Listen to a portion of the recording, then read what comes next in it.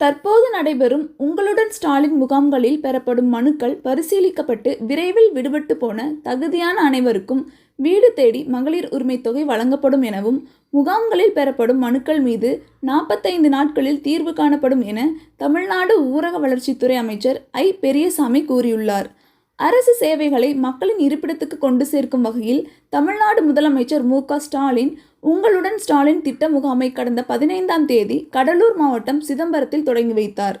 அதனைத் தொடர்ந்து தமிழகம் முழுவதும் 10,000 முகாம்கள் மூலம் பொதுமக்களிடமிருந்து கோரிக்கை மனுக்கள் பெறப்பட்டு வருகிறது.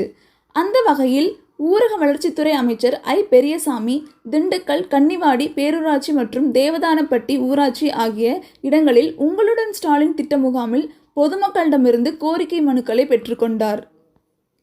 தமிழ்நாடு முதலமைச்சர் அவர்கள் தேர்தல் சமயத்தில் சொன்னபடி மகளிருக்கு மாதந்தோறும் ரூபாய் 1000 வழங்கப்பட்டு வருகிறது.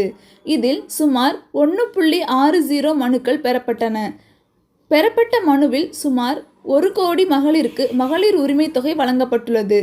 தற்போது நடைபெறும் முகாம்களில் பெறப்படும் மனுக்கள் பரிசீலிக்கப்பட்டு விரைவில் விடுபட்டு போன தகுதியான அனைவருக்கும் வீடு தேடி மகளிர் உரிமை தொகை வழங்கப்படும்.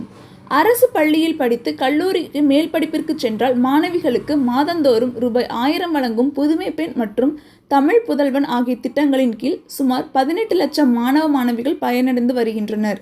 தமிழ்நாடு முதலமைச்சர் அவர்கள் அரசின் திட்டங்களை பொதுமக்களுக்கு கிடைக்கச் செய்ய வேண்டும், பொதுமக்களின் குறைகளை நேரடியாக கேட்டறிந்து தீர்க்க நடவடிக்கைகள் மேற்கொள்ள வேண்டும் என்பதற்காக உங்களுடன் ஸ்டாலின் திட்ட முகாமை தொடங்கி வைத்துள்ளார்கள்.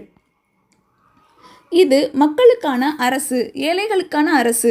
பொதுமக்களின் கோரிக்கைகளை நிறைவேற்றிட இந்த அரசு என்றென்றும் தயாராக உள்ளது என அவர் கூறுகின்றார்.